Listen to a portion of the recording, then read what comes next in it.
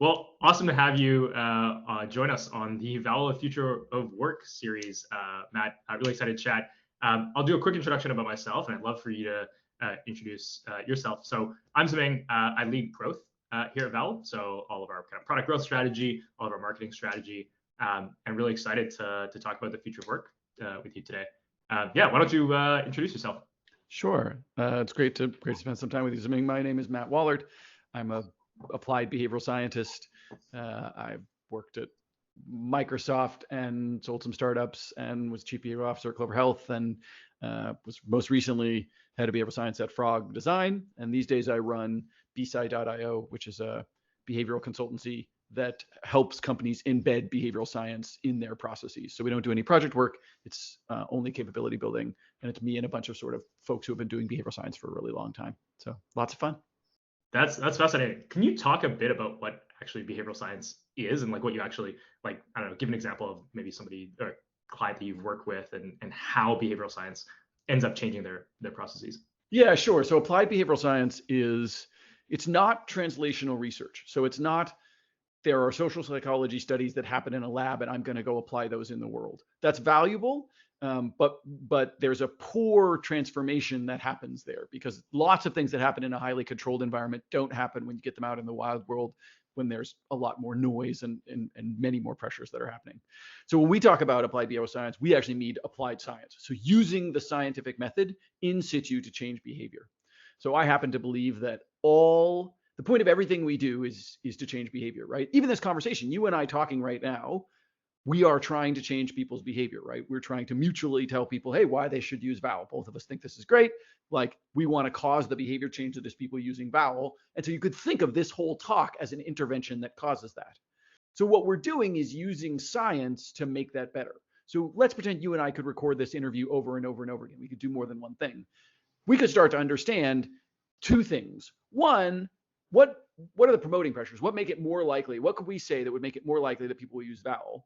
And two, how do we lessen the inhibiting pressures? How do we make it easier for people to use Vowel? We could put a link in here. One of the things I love about Vowel is the ability to sort of enrich. I can make things really easy. I can drop links in. I can take notes. I can zoom back and forth. Those are all reducing inhibiting pressures because all behavior is a competition between those pressures. So applied behavioral science is using the scientific method in situ to try and figure out what interventions actually cause behavior change. Because to us, all business is just monetized behavior change, right? Visa monetizes the behavior that is transacting. Vowel monetizes the behavior that is talking to each other, right? Like we create some sort of behavior change and then we monetize that behavior change. That's how business works. And so we think if you get better at the behavior change part of it and you have a good business model, you'll eventually end up in a profitable business. That's fascinating, and I imagine that actually doing that with clients has probably changed over the last little while. As you can imagine, you're going more remote and stuff. I'd love for you to talk a little bit about like how you've experienced that application of behavioral change changing as technology is more introduced into meetings and like what you've noticed about how people even just work differently. Yeah, it's fascinating. I've been doing this for about 20 years, and when I started, no one was talking about behavior change. That wasn't a topic. I came out of academia and came on as the head of product at a startup, and no one was really thinking about product as behavior change. Now, I think that's a relatively common vernacular, right? Like people understand that the goal of product is to change behavior in some ways. They might not always be articulating what behavior they want to change, right? Which is something we need to help people do. They might not always be at the right place to do that. They might not always be using the scientific method, but there's more discussion than there once was. We didn't used to do a lot virtually for a variety of reasons. Now we get to do a lot of things virtually. As someone I used to, I gave 20 or 30 keynotes a year, and then of course the pandemic happened, right? And I started talking more virtually and things, which is about the time I started using Vowel for my public office hours and other kinds of things. And I actually find that I actually enjoy being in front of a live audience in the room is fun, right? As a someone who's trying to communicate information, you can get energy from that audience. But from a pure learning perspective, I actually prefer teaching online. I think it's great, right? People can, for example, ask me questions as I go in the chat without having to interrupt the whole talk. And I can sort of see what they're asking and work that into the talk as I'm going. You can't do that live, right? Because I mean, I guess you could if I had a screen in front of me, but then it's a little weird and people would have to like, you could use some sort of poll software or something so that people are putting live suggestions in, but it's not an easy interaction. Whereas Yeah, like I was gonna say for learners, it's the exact same thing, right? Like learning within like I don't know a seminar room or something like that, and you're like, all right, well this is all I have. I gotta look at you. Versus like when you're remote. My last company I was at was the exact same thing where like learning online has fundamentally changed, right? And you now have the ability to learn probably 3-4x the amount of content in the same amount of time, right? Well, and what I would argue is every meeting is a learning meeting, right? So I have a degree in psych and a degree in education.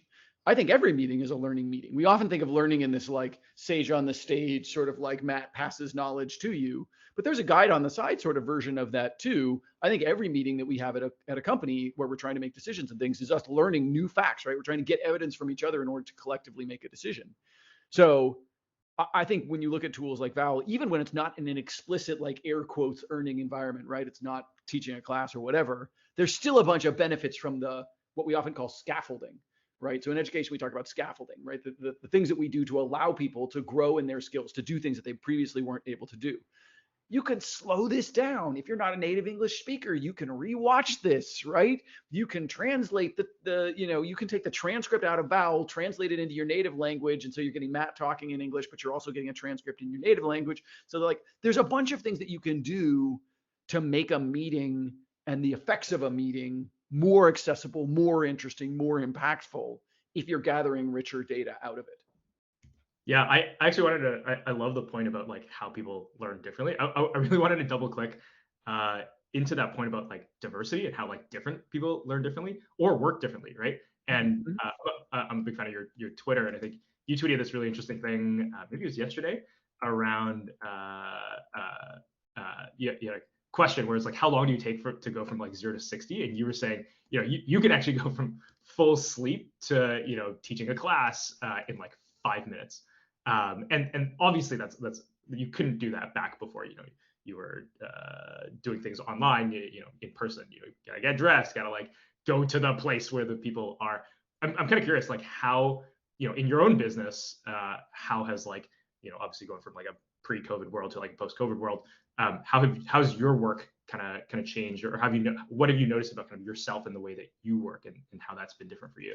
Yeah, I mean, I think for someone like me who, if you think of my work, right, primarily as advisory, right, there's a set of people trying to do a thing, and I have a particular lens to add to that. I can be a much more effective advisor because, I can hop between things where there's hotspot. I get often companies that I work with will add me to their Slack, and I'll get Slacks all the time that like, oh, we're in a meeting. We're currently talking about something. We think we kind of have our arms around the behavioral part of it. Can you just come in and look at it for 2 minutes? And so I can pop into a meeting for 2 or 3 minutes, like, and do that. And if I worked at your company, theoretically, that's also true, right? Like if a Vowel was in the old world, if Vowel was in one building, you could email me and say, hey, Matt, we're in room blank, blank, blank. Would you mind dropping by for 5 minutes?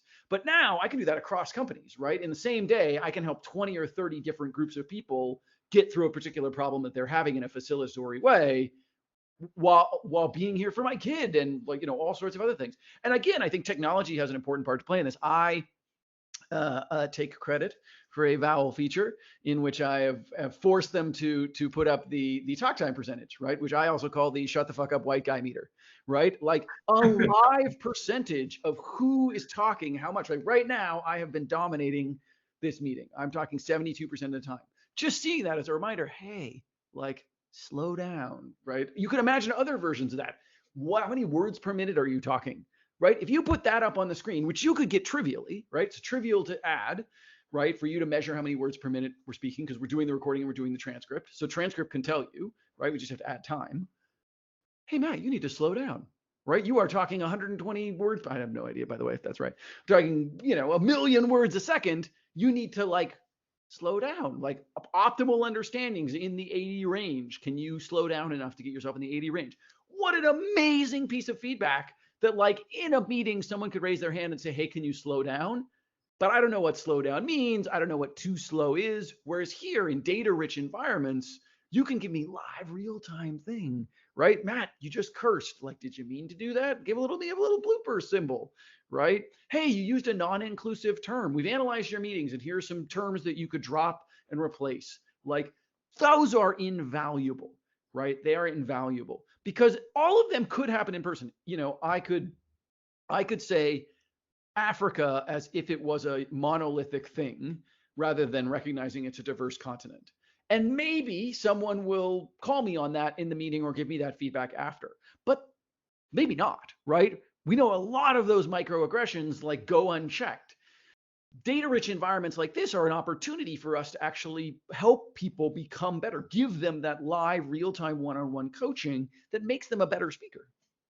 Yeah, 100%. As someone who, I'm probably a mix of like introvert versus extrovert. I definitely get those feelings where sometimes I'm like, oh, I'm not speaking very much in this meeting. And the other day I was in a meeting where that exact feature that you're talking about, where like you have the talk time percentages, allowed me to be like, hey, so and so, what do you think of this idea? Because I noticed that like, they were thinking, but they weren't raising their hand or saying something, right? And that's a huge part of I think the possibilities that enriching our conversations with technology enables. Let alone obviously the amazing remote features. Lets you be in one place, lets me be in one place, and obviously we get to have this conversation. And I love that because you could take that even farther, right? We have private chat. So I can in a meeting notice you're not saying anything, but see the thoughtful expression on your face. Without interrupting the meeting, I can just send you a little note that says like, "Hey, it looks like you have a thought. What are you thinking?" You can then send that back to me by text, and I can say, "Oh yeah, I think that's really good. I think you should say it out loud. Let me make space for that." Right? And then I can make space, right, as the loud voice in the room, for you to say a thing that you have gotten pre-feedback is a good idea, that gives you the confidence to say it, right? Like, the interactions go farther and farther, right? Because we start with this monolithic sage on the stage model. Then we get the thing you just talked about. Hey, a simple percentage tells us, hey, I noticed you haven't said anything. Do you have something that you're thinking?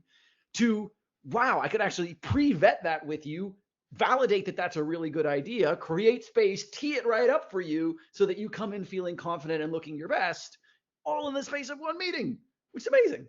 Yeah, there's this huge kind of open white space that of like either AI enabled or people enabled kind of coaching for people to get better at just like co-working or collaborating or running meetings together, right? I think it's funny. I used to manage engineers in my last company, and the thing that I would kind of tell engineers who were incredible engineers who were looking to move into more senior roles is the thing that differentiates you a lot of the time isn't your pure engineering ability. It's actually your ability to work with other people, right, and communicate across those ideas. You can imagine a world where actually the total average level of conversations or meetings in an organization goes up because of these tools, right? And you say, the ability to message someone behind the scenes and say, hey, I noticed you haven't been speaking up, but it looks like you have this great idea. Or, hey, a person who's dominating the conversation, you can get to a better outcome if you have a greater diversity of opinions. And that to me is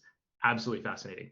For this conversation, I'm totally okay with you, having 70% of the talk time because you look way better on camera with your setup than I do. So well, this is all light magic. Here, watch this. See, it's just, it's all just a sheet. It's I think people underinvest in. We spend, depending on your role, a lot of times in meeting. So get a mic where people can hear what that, the number of times where I just can't quite hear what I'm old, man. I can't quite hear what someone's saying. I'm like, I want to send you a better mic. It's $100, right? Like I will send you $100 mic just so that I can hear what you're saying, because what you're saying is important. I want to go back for a second though, because I like something you said with the, talking about how you're coaching engineers. I think we have to acknowledge two things.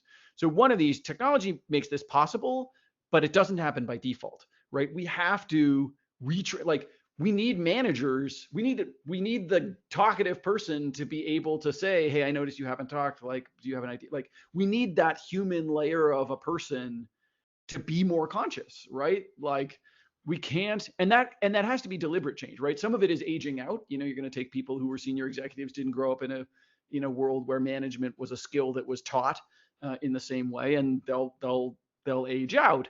But I think we need to be really explicit about like, hey, there are things that we need to do to help people manage better in this environment, right? There are tools that you can learn and use in this environment. Let me teach you how to use them. Hey, here's a way to use a poll. Here's a way to like look at percentages, those sorts of things. So I think there's a human component where we just need, I mean, I think there's a lot of managers who are just not really, they struggle to manage a virtual environment, right? Yeah. And training them on sort of that, I think can help.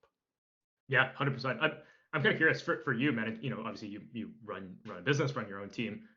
What's changed for you, or what kind of practice have you learned from like managers of the past or your experiences that like really lead to good management or good remote meetings and pieces like that? Do you have some like Yeah, tips and tricks? yeah. I mean, if we're talking about specifically about remote management, I think, you do need, I think, more intentionality about bringing people into the conversation. When they're in a room, it's easier to tell if somebody's engaged. You can see if their laptop's open. You can see what's going on in their environment. You have a better idea of like, you're in a controlled. Remember we talked earlier about studies that work in the lab but don't work in the world because the world is Yeah, more complex. There are meetings that work in a meeting room because it's a controlled environment, but don't work when there's all these other variables going on, right? And you can't hear my next door neighbor is leaf blowing and it's just, like you can't see all of these things that are affecting people. And so I think it calls for an elevated level of sensitivity and compassion and caring towards other people to sort of say, hey, I acknowledge. There's this thing in psychology we call the actor observer bias, where when you do bad things, my brain goes, you're a bad person, right? And when you do good things, I think it's because of something in your environment. Oh, his boss told him to do that, or whatever else, right? And vice versa for me. When I do bad things, I know I was late because the train was on fire, right? Like I know it wasn't my fault, right? I can see the environmental factor. And when I do good things, it's because I am excellent, I'm amazing, right? And so this vigil part can give rise to some that actor observer bias taking over, where we're looking at people and sort of assuming that their lack of engagement or their participation or the way they show up in a meeting is because of them, as opposed to lots of other stuff that's going on, right? So we need a different kind of management. We also need to be able to talk in a different way. I need people to. I was on a meeting the other day, and one of the UX researchers that I'm friends with, he was like, sorry, I'm not on video, but my kids have the day off. And so they're running around my room while I try and have this meeting. And that's a whole new world of sort of like, we have to create the space for him to be able to say to me, hey, here's what's going on that's affecting how I'm showing up here. And so that we can, work through that and around it and in the right way. It's very easy to say, hey man, do you want to reschedule this meeting? And he says, no, I'm good. Like, it's just that extra level of kindness, I think, that has to come out in the digital environment. And it's a good reminder to me all the time, right? Is I try and it's little things like the percentage thing that just, I need those little cues that just slow me down and remind me, hey, there's stuff going on for this other person, right? That I can't see. I don't know what meeting you just came from. The number of times, there's zero passing time between meetings now. This is a very simple, stupid example, but it's I think very powerful. There's zero passing time between meetings. So if you just had your one-on-one with their manager and your manager said, hey, I'm really concerned about your performance, and then you come into my meeting, if we were in a building, you'd have 5 minutes between those meetings where you go to the bathroom and cry, you can get some water, you can walk it off, you can do all sorts of things to control those emotional things. Here, 2 seconds, right? Like your one-on-one ends and you carry that into the meeting. I used to tease that if we had access to everybody's calendar, I'd love to know what meeting they just came from, because it's absolutely affecting my meeting. Whatever just happened to them is absolutely carrying over into whatever this is. On a personal context, but also on a business context, right? If you just had a meeting with the data science team and they're very vocal about thing A, you are going to overrepresent thing A because it is salient in your mind, right? Whereas you had a meeting with a qualitative team yesterday about thing B, which is actually more important, but because it was yesterday, you're not going to bring it up with the same veracity as the thing that literally just happened to you. So like, how can you make clear the context that people are coming from and to change the way that people meet? Totally. And so much of that is like culture, right? Like, do you the person that you're meeting with, or is the team that you're working on, do you have the kind of psychological safety to be able to like bring up, hey, I'm not showing up in this meeting 100% because the previous meeting so someone said so and so to me, or it was really great and I'm like really really excited, but thinking about this other thing, right? And I think it actually, funny enough, going back to the remote environment thing, it's different when you're remote, because it's not just meetings, right? Like back in an office, it might be meetings. Now it's like, oh, I just got in an argument with my kid, and then oh, all right, well now it's 12, I gotta jump in this meeting, right? And that fundamentally affects how you're coming into this. And so I think more and more, I my hope would be like executives, managers, leaders are coming to the table and saying like, that is okay, right? Here's how I'm going to communicate, and here's how I expect you to, and you make that permissible in that work environment. And the companies that do that are going to win, right? Because they're going to just attract the best talent. Somebody tell that to Jamie Dimon, right? Like, everyone go back to the office, even though it's the middle of COVID. Like, go, right? Like, I think mask wearing is always really interesting for me, because at this point, unfortunately, most people are not wearing masks. And as someone who does have to travel a bit for work, I wear a mask consistently, and I see other mask wearers and I go, there's always a story behind that mask, right? Like maybe they've got a vulnerable person in their family like I do. Maybe like, something's going on that causes that behavior, and there's always a story behind it. And I'm sort of fascinated by that story. And I'm also fascinated by leaders who aren't fascinated by that story. Leaders who are like, I don't care, take your mask off and get back in my office now. Like, I'm like, it's sort of I'm sort of mystified by people like Jamie Dimon. I don't know if they truly don't care, or if their environment is encouraging them to care, or they get bonus points from other white male CEOs for not caring. I just don't. I'm really interested by like what causes people to make what to me seem like very unkind, non-situationally aware decisions. There's a situation in which they're making that decision, and I'm curious what it is. Because look, at this point, there are people who are bad, but I don't believe that most, for example, sexists are out there like steepling their fingers, being like, "Wow, we will take the power from the women." Like, I don't think that that's happening, right? It's all of these sort of situations that people are in, and so I'm curious, why Jamie Dimon, what in Jamie Dimon's life is telling him that we should all go back to the office. Yeah, I mean, I'll tweet this out after. I'll tweet at him and be like, hey Jamie, you should chat with me and Matt and see what he says. I am fairly certain, one, that he doesn't care what I think. He appears not to care what anyone thinks. I'm fairly certain that he doesn't care what he thinks. But by God, if we get Jamie Dimon to have a conversation, I have some questions. I have some living wage questions. I have some sort of equitable questions. I have some CEO compensation questions I'd like to talk to you about, Mr. Dimon. Let's talk. Yeah. Well, I think it comes back to compassion. I think this was an awesome conversation about compassion in the day and age of remote work and the future of work. Huge thanks, Matt, for joining us on this series. Love the insights here. We'll share this out, and hopefully the people who watch this take something away from it. This was excellent. Absolutely. I love that we can enrich these meetings with things. I gave a TED talk in the middle of the pandemic. Like, you want to talk about pandemic fun, like trying to film a TED talk. They're like, we need 2 camera angles. I'm like, I don't know how to get 2 cameras. So I got an iPhone here and a DSLR here, and they're propped up on boxes. And I'm like, I don't know how to do this. I don't know what I'm doing. And, but the talk was on compassionate scientific activism, right? The idea that like, and I use the analogy that is a spider web, right? So if you see someone from afar walk into a spider web, they look crazy, right? Because they just walk into but you can't see the spider web, so you're just like, what the hell's wrong with that guy? Well, Wallaert is going insane, right? Compassion is that I'm going to assume that Matt is doing that for a reasonable reason. I don't know what it is, but I assume there's a reasonable reason. And I think that's important for all of us.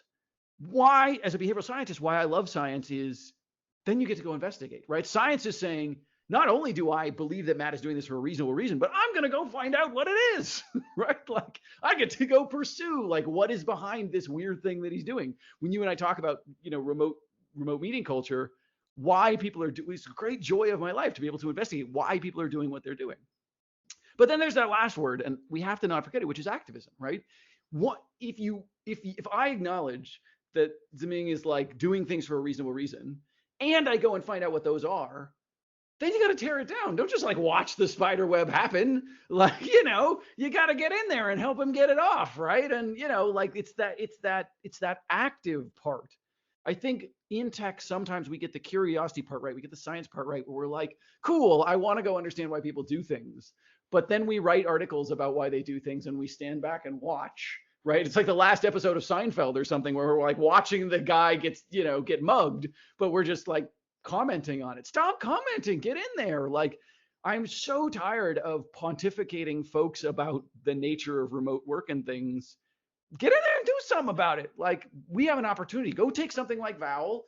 Like, go make sure are you using a platform that tells you how much people are talking, right? Like, don't do some stupid interview on the future of work and then not do anything about it. That seems so unsatisfying to me. Like, use Vowel, find a plugin for Zoom that makes that. I don't know. Is there a plugin for Zoom that tells you talk percentage? I don't think you can do that because of the way. Is there something? I don't know. No, I don't think so. Not that I've come across. I mean, yeah, I don't know if you can even technically do that inside of Zoom, right? Because they're not doing live. What makes that possible is the fact that you're doing everything live, like live transcription. Exactly. Like, do something about it, right? I could not agree more. I mean that changing fundamentally, like, who is successful in meetings, how meetings help companies become more successful is kind of the core of why I even decided to join this team and help grow the business, right? So absolutely couldn't agree more on the doing something about it part. Once you've understood the underlying cause, right? I think more people should kind of look at how they're empowering. More leaders should be looking at like how they're empowering their teams with the tools and we're talking about Vowel today, but like at the end of the day, like it doesn't really matter what tool you use. It's how you bring that to life, right? Like, sure, I would love it if at the end of the day, we do something like, I always think back to the story of Volvo, right? And Volvo created the seatbelt and fundamentally changed how safety works in cars. And they're like, yeah, like we did this, this is our brand, but go and use it. Every other car company, right? We're going to open up the patent. We're not going to charge a licensing fee for this technology that's fundamentally going to save lives. I think a lot about like the stuff that we're doing and like, yeah, great. We have better AI, we have better features. It looks better. It's easy to use. But that's how we create our business. I would love it. I'd love people to kind of take this idea and like fundamentally use it to change how they run their business and how they run their meetings. Yeah, it's I gave a talk at Columbia in their like entrepreneurship, and they had like an entrepreneurship program that was run by a friend of mine for like young people, like high school age kids. And so I asked the question, there's I don't know, 50 kids in this room. And I said, how many of you want to be the CEO of your own company? And every single one of them raised their hand. And I'm like, great. Where's our CMOs? Where's our chief product officers? Like, where's the other roles, right? And so I was talking about like, well, I said, most of my life, I have been a product person, right? With a capital P. That's been my job, right? My job has been to be a product person. And one of the and so someone asked me, well, what's the difference? How do you know if you're a CEO or a chief product person? I said, I want you to imagine the following example, right? So you notice a problem in the world and you work for like 6 months to solve it. And the day before your thing comes out, something else comes out and solves it better than you. If you're like, damn, someone beat me to the punch, you're probably a CEO, right? Like, you care about that competitive advantage. You care about if you are like, oh, thank God, and now I could go work on something else, you're probably a product person. Product people are like, great, someone else solved this problem better than I did. Fantastic. Because there's an endless list of problems. If someone built something that you and I were talking about here at Vowel, I got lots more Vowel ideas, right? We got plenty of other things that we can do. Fantastic if somebody else does it. Like, I'm on to the next thing. We're like, I'm moving beyond the seatbelt. We're going to airbags. So like, there's always more to do. And I think people forget that. They get to a place where they're like, my problem, the problem that I've fallen in love with, the solution that I've fallen in love with is the only thing. No, it's not. There is an endless list of ways that we can go improve meetings, and you and I can work for the rest of our lives to make that happen. We still will barely dent, right, what we could do to make optimal meetings. 100%. Fall in love with the problems, not the solutions. I love that. Cool. On that note, let's call it. I think this is an awesome conversation. Thanks so much, Goodbye, Matt. Vowel audience. Everyone use Vowel. I love it. I use it for my open office hours. It's a fantastic open platform. Lots of things like the Shut Up White Guy meter, live transcription, all sorts of other things. I love the product, and I hope everybody gets a chance to at least try it. And if you want to try it, you can schedule open office hours with me. Actually, we should put the open office hours link in here. If you want to try out Vowel, I use Vowel to run my open office hours. So if you schedule time with me, you will be using Vowel because that's the platform we use to do it. Love that. We'll definitely drop that in the post meeting notes. I like that idea.